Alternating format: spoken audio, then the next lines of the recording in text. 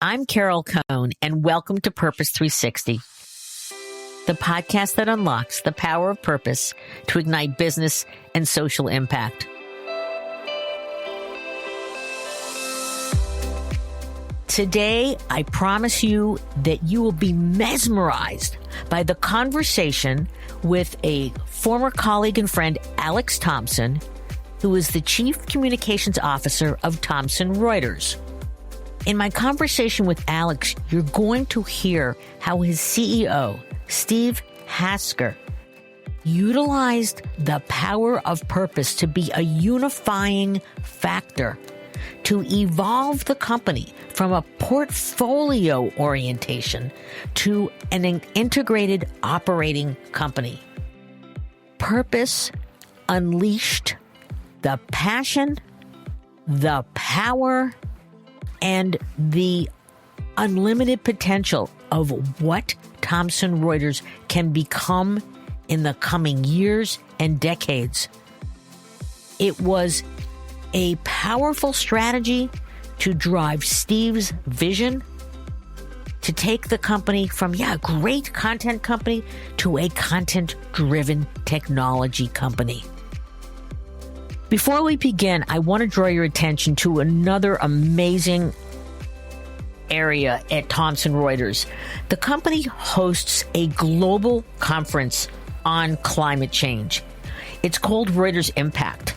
This year, it will be October 3 through 7. It has over 150 speakers, and the virtual part of this, it's free to anyone who wants to sign up. It brings together world leaders, big business, and forward-thinking pioneers to inspire, drive action, and accelerate innovation towards the global economy's top priority, the climate emergency. It is built upon Thomson Reuters' foundation of trust. Reuters Impact is the only forum to put climate action at the center of mainstream business discussions over 5 interlinking themes: energy, the built environment, food and land, transportation, and finance. It's a conference that you shouldn't miss, and it's another added benefit of a company that understands and has uncovered its true reason to be, inform the way forward. So let's get started.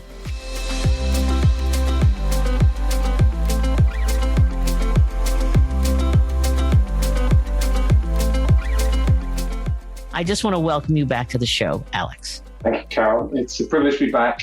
I have to say, by the way, you've had you've had way more than 100 interviews now, right? But right. You have had some amazing guests. So congratulations, by the way, on Purpose 360. I appreciate that. Seriously, thank you for continuing to sort of fight the good fight.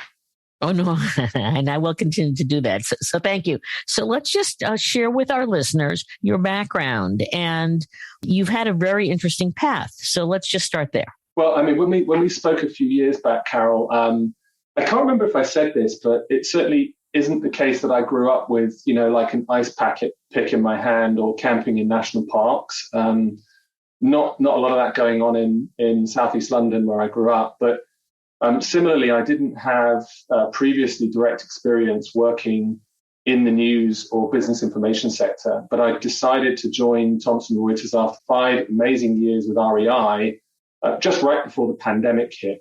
My wife and I moved from Seattle to Toronto for this new adventure, driven in part by, there's really a strong belief that we keep using the same hammers to hit the same nails, expecting different results.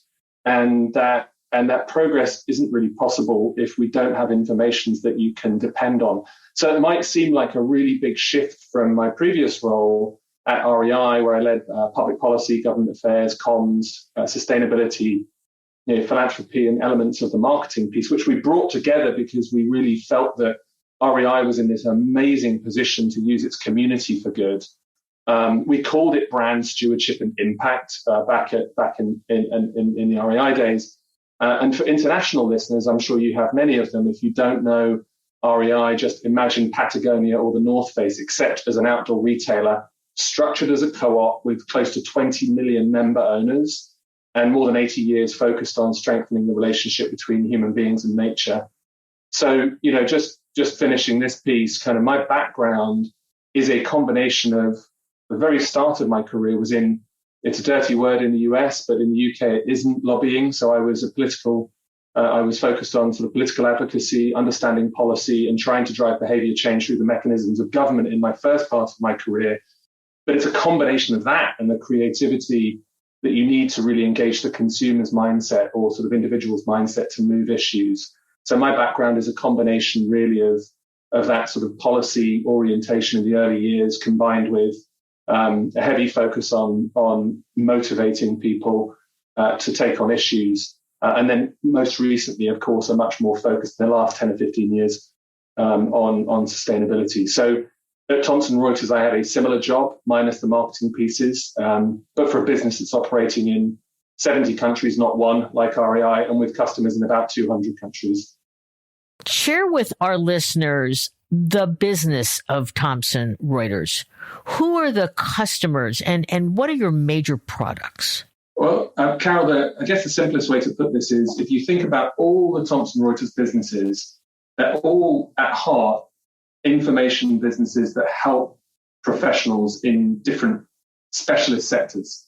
And so we're very specifically, of course, there's media, lawyers, tax professionals, the folks inside corporations, particularly general counsel offices and tax professionals within corporations and government. And so they're the big customer segments. If you take a big step back, most people know us, of course, for Reuters, which is arguably the world's most global, most trusted news organization, certainly among the very top. So when I think of Thomson Reuters and I try to explain what that really means to people who don't fully understand how professional services or these sectors work, I think about the body, and the body has got, it needs nutrients, it needs, oxygen, it needs all the right stuff to be delivered to, the brain and the lungs and the most important parts. And all of those parts need to be working properly at the same time. So each of those segments that we just talked about, legal professions and so on and so forth, they're making sure that the institutions that keep society healthy are working properly. And those are the folks that we provide our information tools and technology to. And much of this is actually expressed in software and products. And it's an amazing organization, and it is built on trust principles. And so before we get into your new purpose, can you share the trust principles and why they're so important to how the way Thomson Reuters operates? The whole of Thomson Reuters as an organization is governed by the trust principles. I mean, this is capital T, capital P. This is not a fluffy concept. This is built into our governance framework as an organization. And this is a set of principles that were created in 1941 to commit the Reuters news business to integrity, independence, and freedom from bias.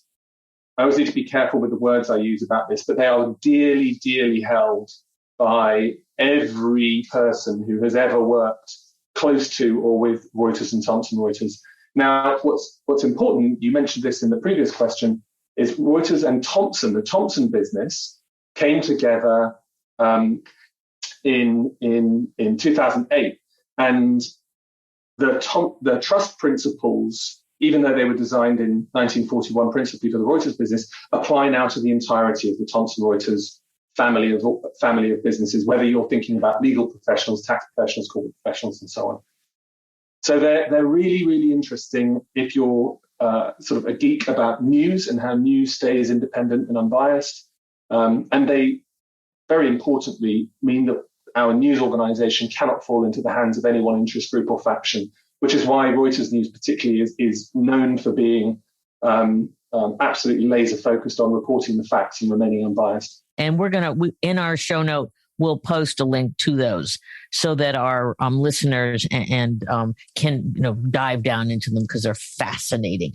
Let's talk about the purpose. You're fairly new. This is certainly key to your entire position.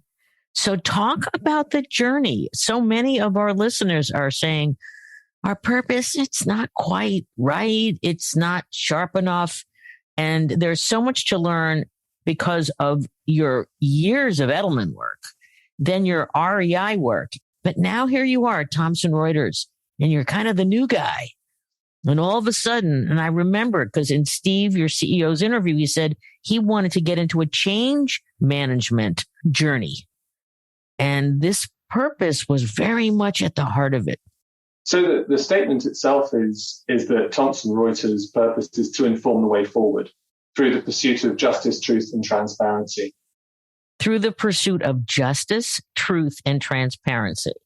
I mean, I guess I've been thinking about the folks who listen into your show, your podcast, Carol, and I'm imagining that some of them are, really experienced at this work, and some are beginning on their journey, and some are in the middle of the journey. And I reflect back on how it feels when you start to take on the responsibility of trying to define sort of the values and ethics of an organization. And if you approach this with in a cavalier fashion, thinking that you can kind of move in and out of a project, sign it off, and then, walk off into the distance, then you are doing a massive disservice to everybody who's worked before you and everybody who will come after you. So I find it nerve-wracking, even today, approaching these kinds of problems. And I think as I left the co-op, as I left REI, I was very conscious that I didn't understand truly in real depth the business that I was joining. I had never been a lawyer before, and I have not been a tax professional. And you have to fundamentally understand the customer to deeply understand what drives your people. So it's a nerve-wracking experience. And so the headline, I guess, to your question, Carol, is with great care.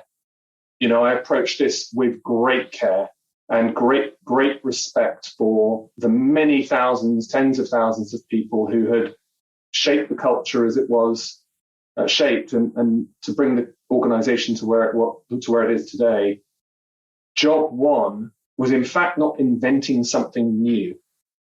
As one of the very senior editors within our organization stated, our task was to reveal the sculpture within the block of marble. It already existed. And how do you reveal that? Through really deep sensing and listening into an organization. So many keywords there. How do you reveal? How do you discover? How do you go back, in many cases, as Unilever did, to its founder story with, Lord Lever and what he did in Port Sunlight. So talk about the process, because you did a lot of interviews, a lot of listening. Job one is understand the employee. Brand is built from the inside out. Impact is driven from the inside out. If you try and do it outside in, my view is that you'll fail 9 times out of 10. So we went to at least 800 employees. Those employees were not presented with product from an advertising agency or something like that. We asked them open-ended questions about what makes them proud of what they do, proud of their colleagues. And we asked them to articulate that in copy and to submit that through a system internally. And what's a bit different about Thomson Reuters, and let's come back to one of our businesses, our legal business at Thomson Reuters is built around understanding laws that are passed. So every single day, tens of thousands probably of developments in case law are happening. And our product, one in particular called Westlaw, is helping lawyers and judges and so on and so forth understand how law is changing. Now, one of the things we use to do that is natural language processing and AI technology. So we're using technology to interpret information and to filter information. And what I think was quite fun is we used that technology in understanding what our employees really felt about the organization and to strip bias out. So I know that you did these 800 employees and you asked for their insights and such, but you also interviewed 4,000 customers. Yeah, we did. Yeah. And that's a really important, you had both of those constituents. And so how was that done? And then how did, again, that information inform the ultimate purpose statement and direction? Well, in very practical terms, Carol, this wasn't classic message testing, right? We didn't cook something up in a room, package it up prettily, and then go and present it to people and deliver a score out of the other side. What we thought would be more valuable in an age when all professionals and anybody really that's paying attention is asking themselves some pretty profound questions about what contribution they make. We thought it would be more interesting to go to the professionals that we serve and ask them, what makes you proud of what you do? And how do you see the value of your work in society? So we asked a relatively open-ended question. And then there was a little bit of, well, what do you think of Thomson Reuters in there? But mostly it was about what do they value in the contributions they make. And so, yes, as you say, 4,000 interviews with legal professionals, tax professionals, and some of those in corporate. And the findings were just absolutely fascinating. And this actually maps to the consumer data that we have, and that you obviously know a great deal about. More than 80% of them see that they are contributing in some form or another in a positive way, and they want to. But the research lead who did this project for us, she and I spoke a bit about it afterwards, and I made the observation that some of the answers read a little bit as though some of those professionals had never been asked the question in that way. And I'm editorializing what was actually a quantitative study there, but I think we have in some of the professions in modern economies an opportunity to ask deeper questions of some of those professionals, and certainly that's one of the things that we found. So look, just finishing the research piece, there was the 800 employees or more, deep stakeholder engagement. This went up to there's board conversation, leadership and management conversation. It started from the ground up. We went to customers, and in summary, I suppose that the approach that I didn't want us to take was the classic sort of go and lock yourself in a room for half a day, write a line, see how people feel about it, and then distribute it from the top of the organization. That would dishonor both our the people who've come before us and also our customers. And I think it totally is living your trust principles. Let's talk about embedding it, because I love that Steve talks about it's a journey. What motivates and inspires us, what customers need most, and also for the long-term health of the communities that you serve. So I'm sure you've got a plan and you've got milestones along the way. So how is that going? What are you doing inside first, and then what are you doing outside? I don't think that this is terribly innovative, bluntly, but I think it's incredibly important. And I think job one is give people space to talk about this stuff. Let it settle with them. I mean, we let our top 300 leaders sit with this for 3 months before we launched it. Just let people sit with the thinking and let them think about how their role really contributes. I just think that's job one. So I was actually listening, as I mentioned, I thought the interview with Paul Palmer was so interesting because we sort of heard the journey that Unilever went on and how long it took for a holding company essentially to start to operate more as a single organization. And on a much smaller scale, in some ways, we're doing a similar thing. We haven't, as Thomson Reuters, existed as one organization that long.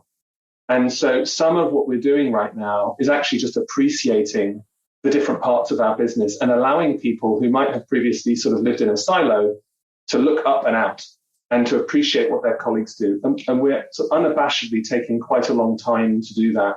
We've got some really fun stuff going on that's hyper-tactical. 10,000 Coffees is a great platform that connects employees with one another. And we've got all sorts of these sort of conversations over coffee taking place digitally around the company. We've got every single one of our leaders of our operating committee hosting those conversations. We're publishing blogs on the subjects that we're interested in: AI, blockchain, legal systems, kind of fighting misinformation, this, that, and the other. And we're putting our people front and center, because I think much of this work at the very, very start is to just celebrate the people who do amazing things. And so that's not terribly sophisticated, but I think it's respecting the people within the organization. It is sophisticated because you're not overdoing it. And you said something really important, Alex. You said you're just giving them the time to let it settle in, because people need to embrace it on their own. They need to see in their own way how it connects to what they do on a daily basis. That's why Inform the Way is brilliant. I trust that this podcast will get others thinking and introduced to, again, Thomson Reuters, because you're not the household word, albeit to your professionals that you service, you are, absolutely. And that Informing the Way is so exciting I love that there's a call to action in your materials. It's really simple. And it says, consider how you can help inform the way forward. And I apologize. I cut it, I truncate it, inform the way, and I drop forward. And I'm sure forward is a really important word. So can you give a story about, I love the 10,000 coffees. Brilliant. Is there an experience that you had? Perhaps you and a colleague, or you heard something about Steve and some other colleagues, maybe with the board, about, again, how it's settling in? It's been received extremely well. As I mentioned at the top, you can feel a bit of a sense of trepidation, but we've taken at least a year and a half developing this. And I think pacing that work really helped. So people have kind of responded by saying, wow, I really never appreciated the totality of what our organization does when you add it up. I've been looking at my piece of the puzzle, but I hadn't been looking at the whole. And I've had lots of people have come forward and said that. We really haven't had much of the sort of organ rejection that you can find. And I was expecting more pushback. But I really think that because we've expressed the voice of employees and the voice of our customers back to them, it feels both a step forward, but also an articulation of what they were already proud of. So, when you talk about stories, I actually went back in history versus today, and I think about an example of what it means to inform the way forward. And somebody came back to me and said, I didn't realize that Baron Paul Julius Reuter, who was the person that in the 1800s founded Reuters, was such an innovator. I didn't realize that he was involved in funding the laying of transatlantic cables, right, to transmit information not by carrier pigeon or boat, but under the sea. And if you think about the scale of that innovation in those days, it's kind of mind-boggling. The same is true of Roy Thompson, who was on the other side, on the Thompson side, just a tireless innovator and entrepreneur. And I think what we've helped people do is discover that spirit of entrepreneurism. And again, I think that it's the studied way that you approach this, the listening, the unveiling it and going on a discovery, continuing to discover. You found the essence, but the essence was uncovered. And of course, your trust principles informed.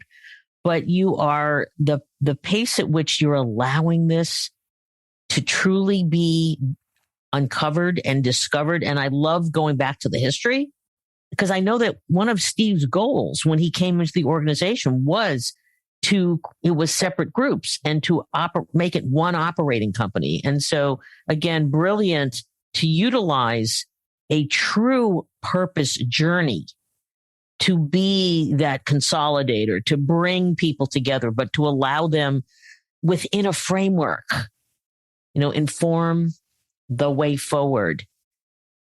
Can you talk about any conversations you've had with any of your colleagues about the deeper connections that they are making and how that may be actually accelerating or igniting a greater sense of connection to the company and excitement too? Yeah, there's a long list of examples of people who are very tenured in the organization. They may have 15, 20, 30 years.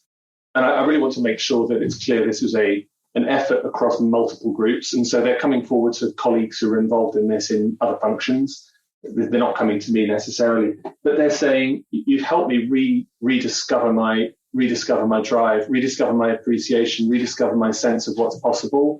And the conversations that are cutting through to me the most are those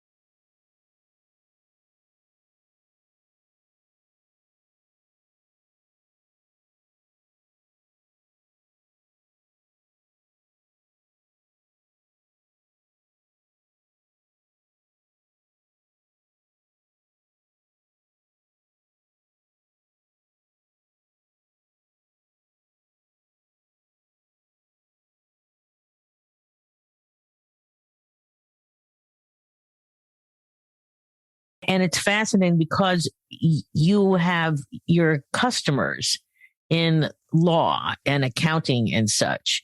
It's a codified approach, law and accounting and all of the structures.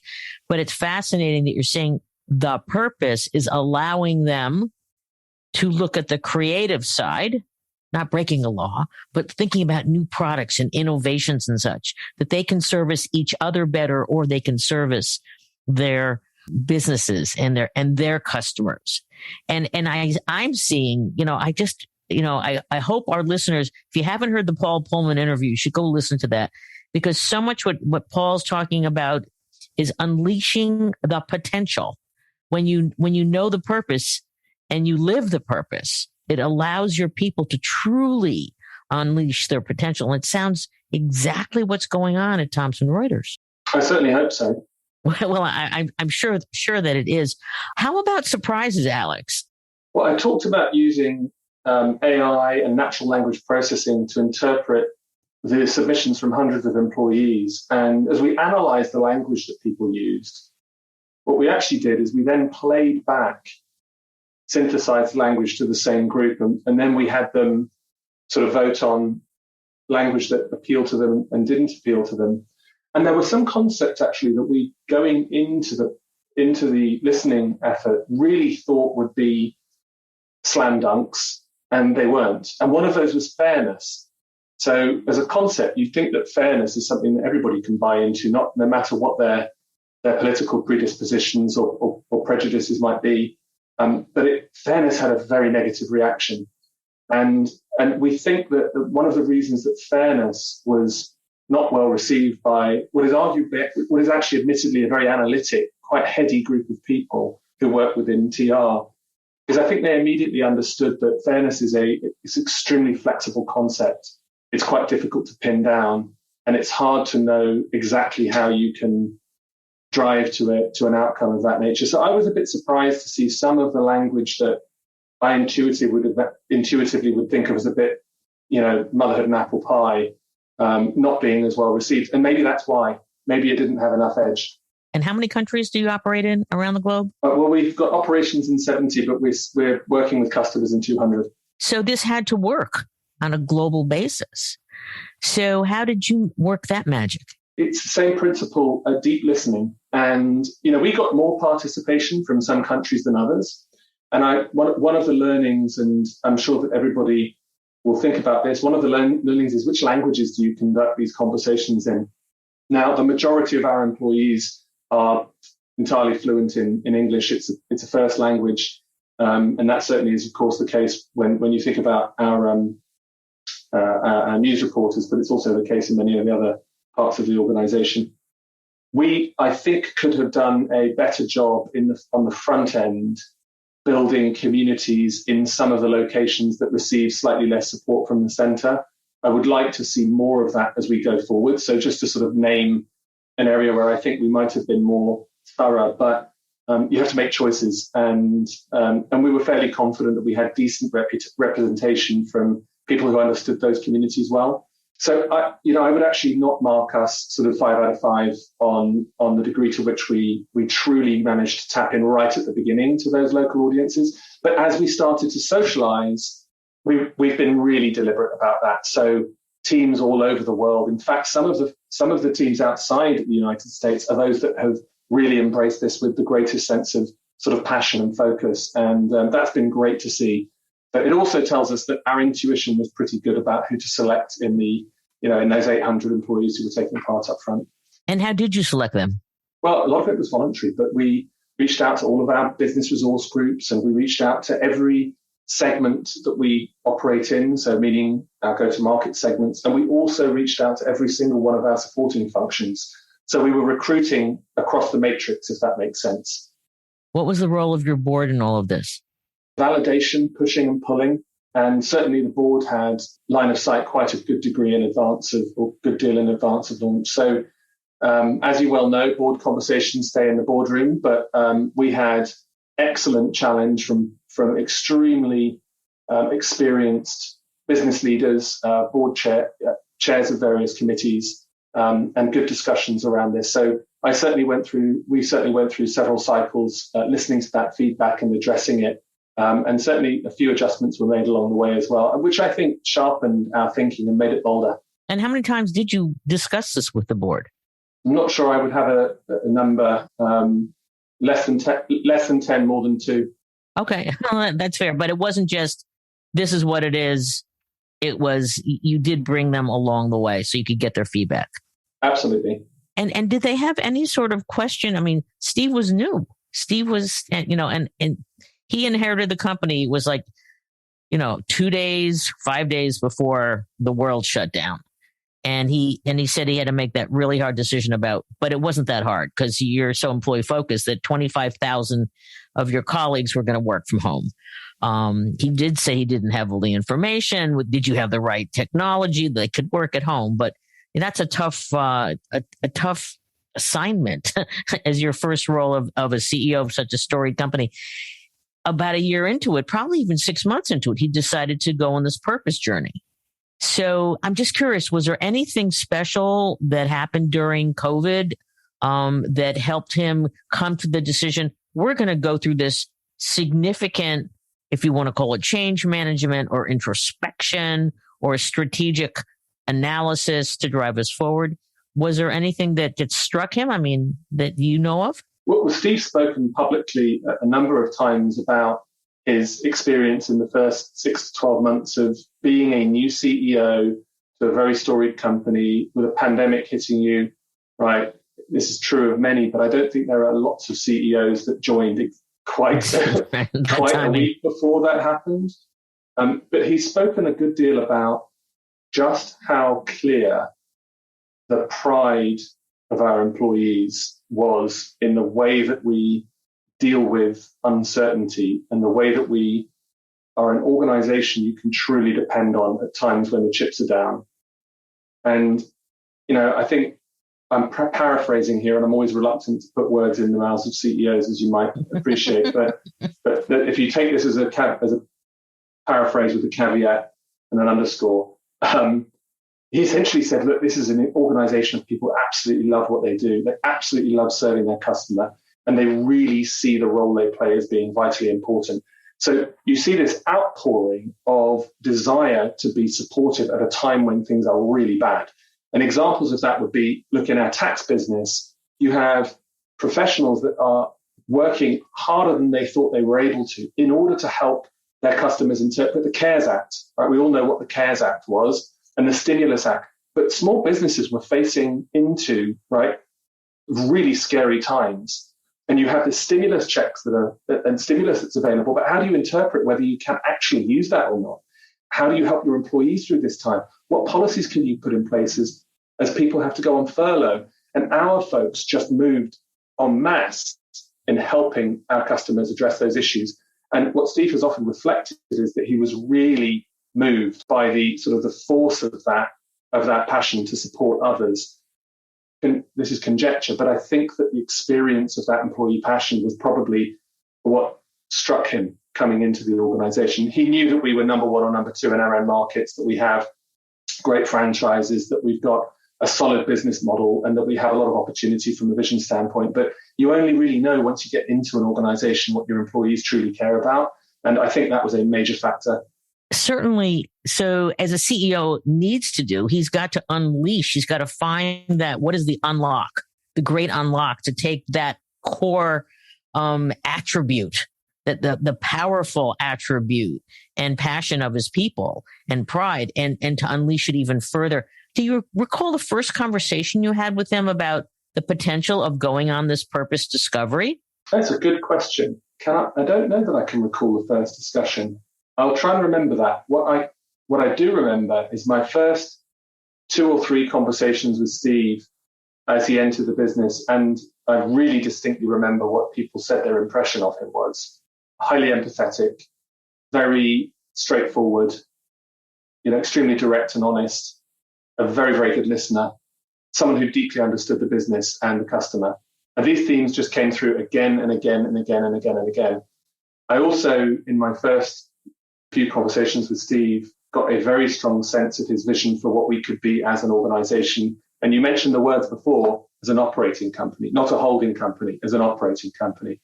When we really combine the skills and the expertise of our people, and we think about the total contribution of the business to professionals, institutions, and society, that's a special thing. And that came through very clearly. I don't think in those first few conversations that was being labeled as purpose, but if that makes sense, but there's a deep intuitive sense of the power of the organization and the contribution of the organization, our responsibility to help people understand that as employees. Steve's a very, very big one on talent and making sure that we grow our talent. And so I do think that the work that we've done on purpose is a major component of that. I'd like to read a portion of the letter that your CEO, Steve Hasker, sent to employees on January 27th, 2022. And it wasn't long, but he was talking about introducing the purpose. And he said, I was struck by a unique privilege we all have to serve people whose work genuinely matters. And I want to uncover why genuinely matters, because I think our listeners need to understand some of your products and then, the lawyers and the accountants and such that you are serving as part of your constituents. This is especially true against the background of continued uncertainty, erosion of trust, and seismic shifts in how we all live and work.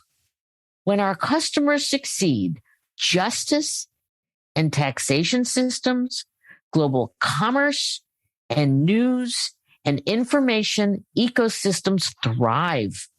They are the bedrock of functioning societies. As a content-driven technology company powering the world's most informed professionals, Thomson Reuters' role in this equation is significant.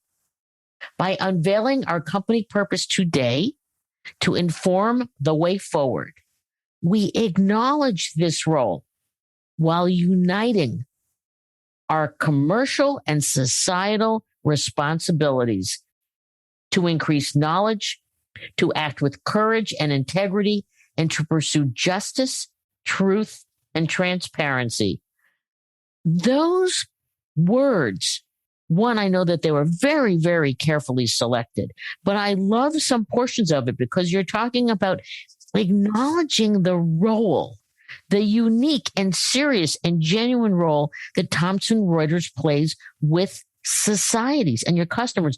There's also a key point in here for those listening about the coming together of the commercial side of the business and recognizing the daily, probably the minute by minute role that you play in society. So can you elaborate on any of that, Alex? Because I've never really heard a CEO in a way, wrap the mantle of responsibility that is so aligned with their business in their purpose work. What Steve wrote there, I think, reflects very deeply what my experience of my CEO, like what he believes and has experienced. And that is, he's laser focused on our customers, and understands deeply the importance of a properly functioning justice system with legal professionals who are equipped to do more thinking. And our products help them make really, really good decisions about really, really complex problems. And we need all of that to work. Like I said before, in sort of the body needs to function effectively. We need all of that to be happening properly.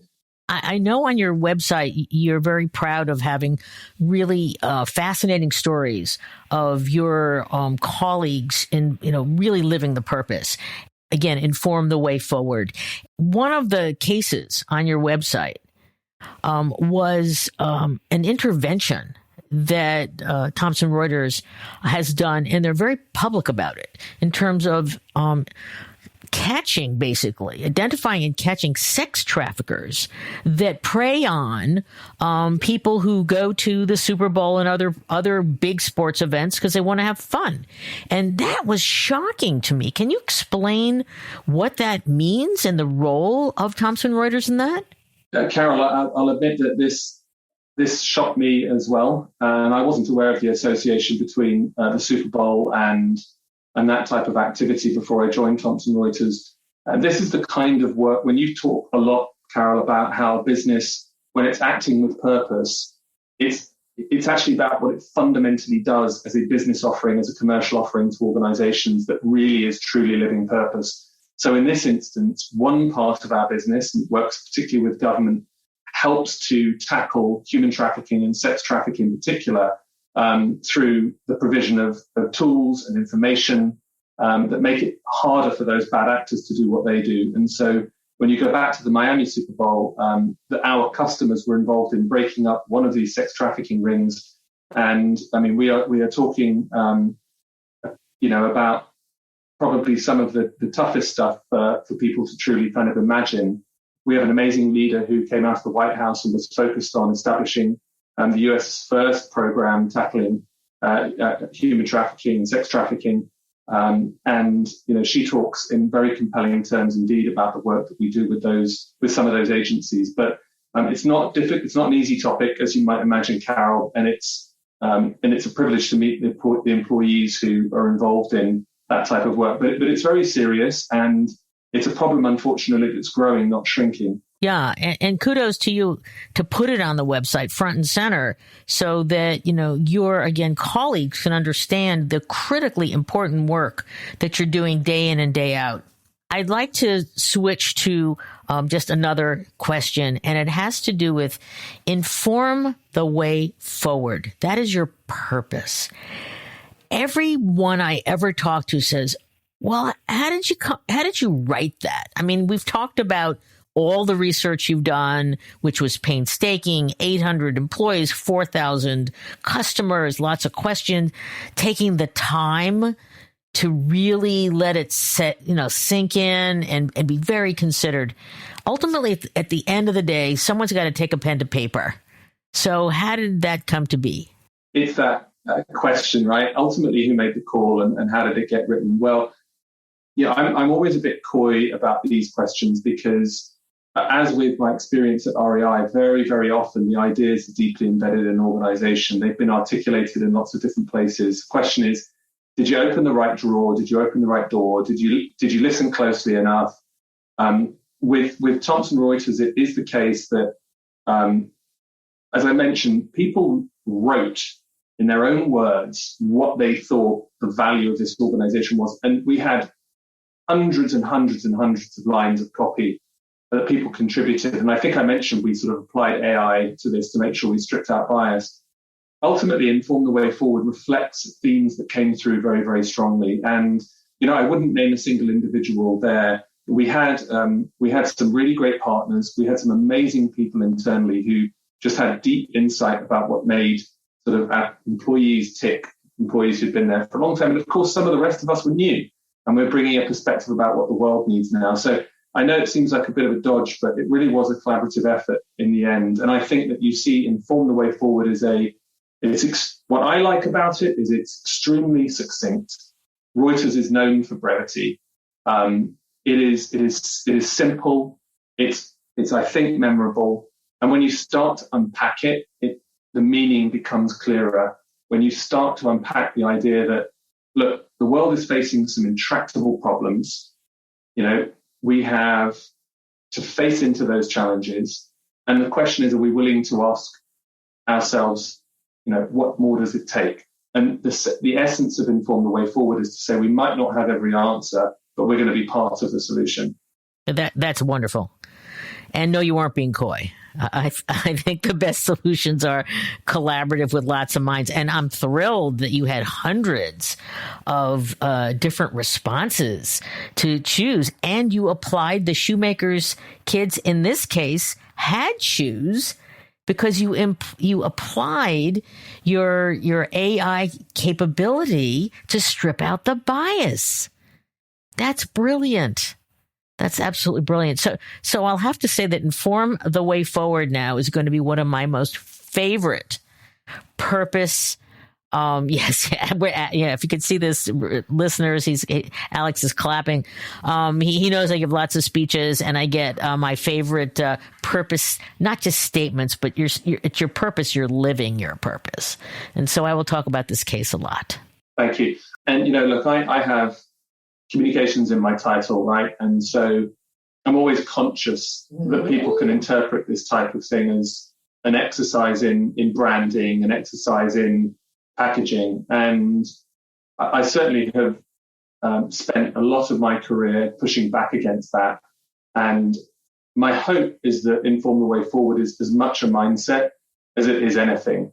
And if we can make it a mindset, then we have half a chance of tackling some of these challenges. And Carol, the last thing I'll just sort of say on Inform the Way Forward is we were also really deliberate about articulating the outcome that we're working towards. And the outcome, as we crystallized it, is a more understanding, trusting world for all.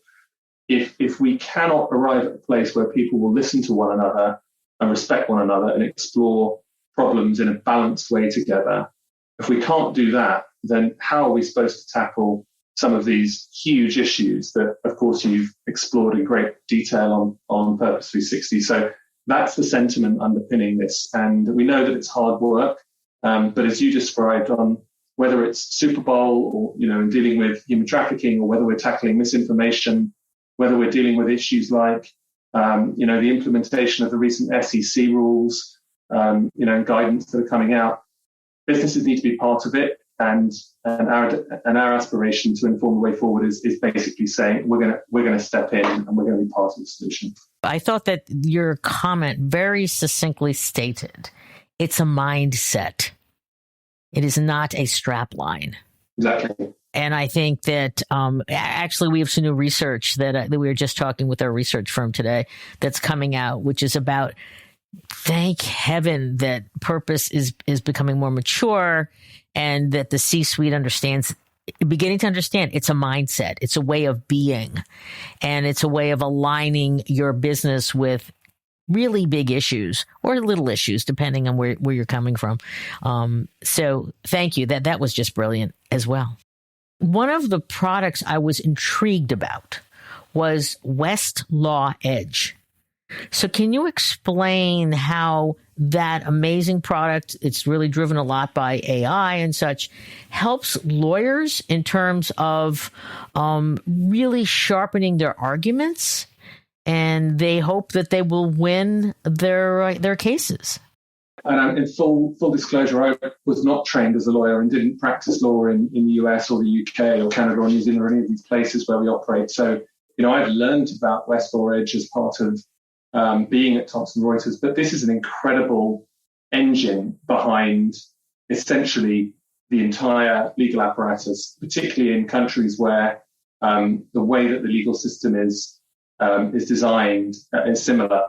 And so Westlaw Edge is it is a huge repository of legal information, and in its simplest terms, it's a legal research tool, but it's really advanced because it has AI systems built into it that help every lawyer. It doesn't matter if you're training to be a legal professional, or you're new in practice in a law firm, or you're working in a corporate setting, or you're a judge. It helps you understand the state of play on any given issue and any given minute of the day, and it's constantly updating.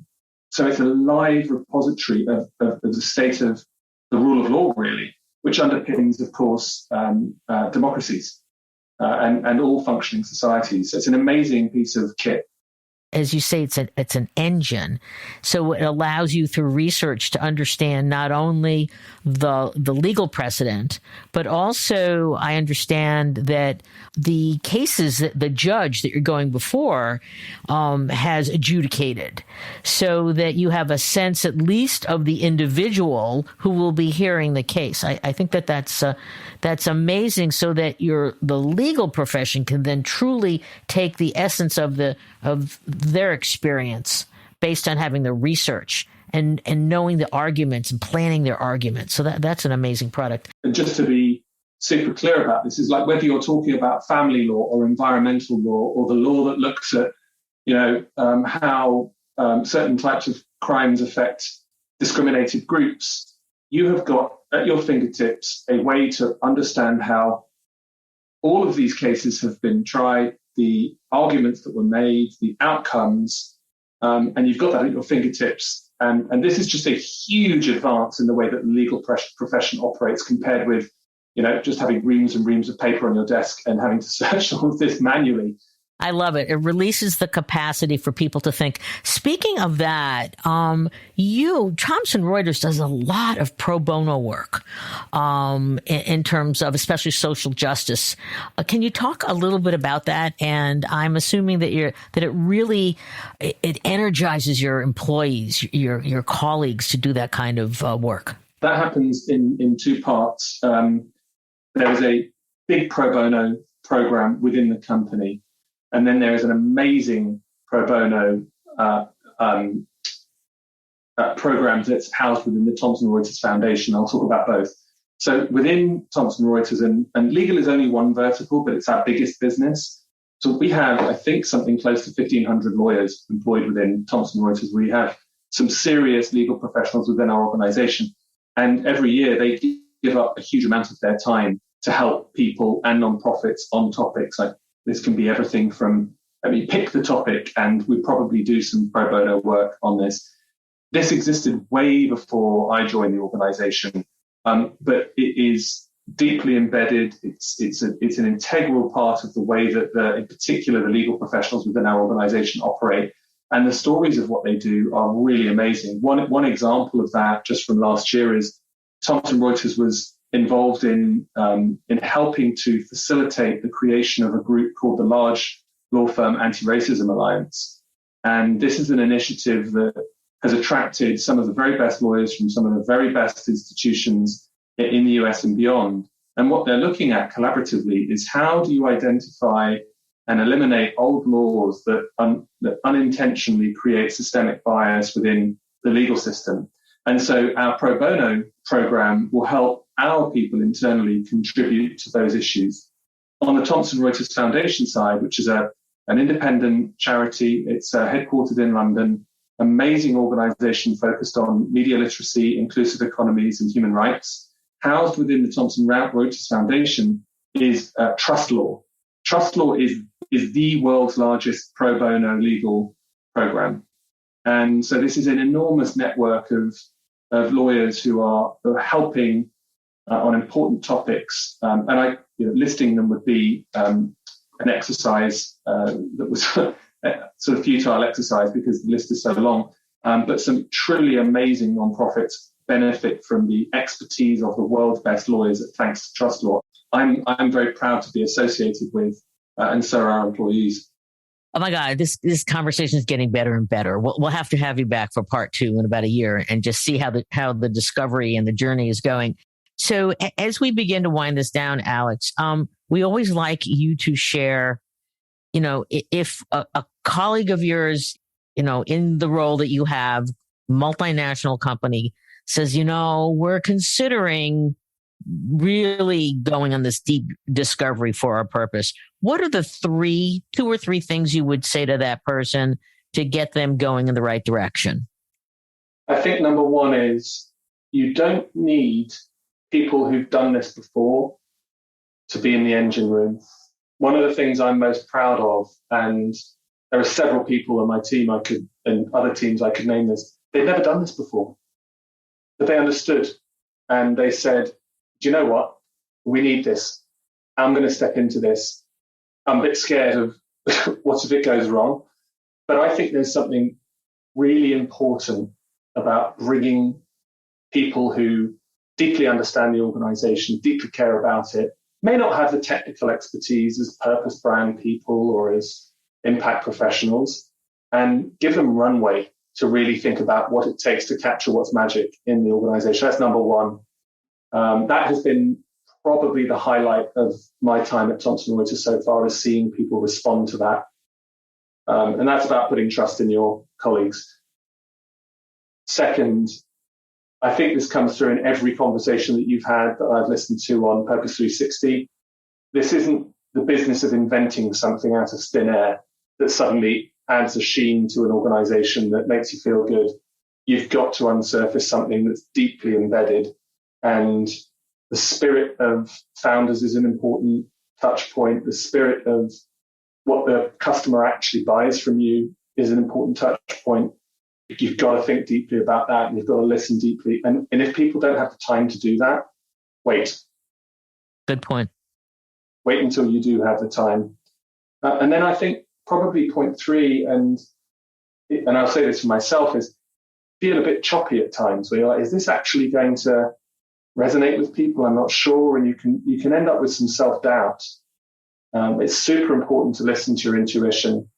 And it's really important to seek out critics along the way and bring those critics into the inner circle and help them be your counselors. Because if you find the most critical, most skeptical people and you are willing to share your sort of vulnerability about whether this will resonate or not, you are more than likely going to get a straight answer from them. And without that, you can end up doing this work in a bubble. And I think that's very risky. 3 really, really good, important points. As to critics, were they customer critics, employee critics, NGO activists? I mean, how did you identify the critics? Carefully. I mean, good answer. The majority of them, I'd say 80% of the critics I picked for myself were tenured, highly commercial employees and leaders, at the director and up to C-suite level, well, up to board level, I suppose. We certainly selected carefully a few very experienced customers who'd been on their purpose journeys and had done a good job of it. I won't name them, but if you're listening, thank you very much. And great. And they shared all of the things that they got wrong and what they really thought of us as a business and didn't. We didn't spend much time with NGOs and activists, I must say. Really important guidance and counsels. So thank you. So I always like to give our guests the last word. So is there anything else you'd like to add before we have to sadly end our discussion today? We've got to maintain our optimism.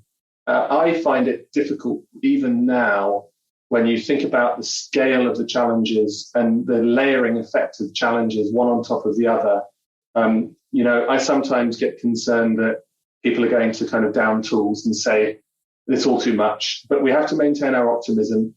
We have that within our control. And if you're struggling within an organization to maintain that optimism, have a list of people next to your desk that make you feel a bit brighter and a bit more positive, and give them a call when you need them. That's what I would say. That's great advice. That's really, really great advice. So Alex Thompson, amazing conversation, as was the first one. You've connected a lot of the dots. You shared a lot of your wisdom. So we really appreciate it. I am going to make, if you say yes, I'd love to make an appointment to have you back in a year. And is that a yes? That's a yes. Okay, great. I wanted to hear that. I was smiling. Yeah. And that we're going to see how this is really enhancing the business in an aligned way. It's a brilliant purpose statement, but it's not a statement. It's the way you live. And it's the way you breathe, and that the way you relate to your employees and your customers. So kudos to you. I love it. It's great. It was worth waiting for this interview. So to our listeners, this has been a great conversation. Alex did suggest that you perhaps listen to some other podcasts so you can knit them together as you are going on your purpose journeys. And if you like this podcast, and I hope you did, please go to wherever you sign up to listen and rate us, because we want to be one of the top business podcasts. I'm on a journey to get those 5 stars. Alex, you'll love this. We're interviewing Alan Murray from Fortune magazine. Wow. He's got a new book coming out, and it's about capitalism, and it's his search for the soul of business, which is going to be, it's called Tomorrow's Capitalist, my search for the soul of business. So that's going to be a really good one. And if our listeners have any suggestions, we're really trying to get people that are different and have a point of view, and they're not scared to talk about it. And of course you're not. Send us some suggestions. And because we always want to get better, because purpose is here to stay. I end my speeches with this line: what is the power of your purpose? It's no longer if, it's the how. And we had the power of Thomson Reuters purpose is extraordinary. And I'm so thrilled, by the way, just to say that Steve and yourself, Alex, that you have worked together with so many of your colleagues, because what you do is so important to justice and the functioning of our society. So thank you so much. We'll have you back in a year.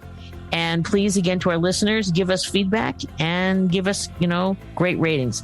So for Purpose 360, it's Carol Cohn. And for all of you listening, wherever you are, have a great day.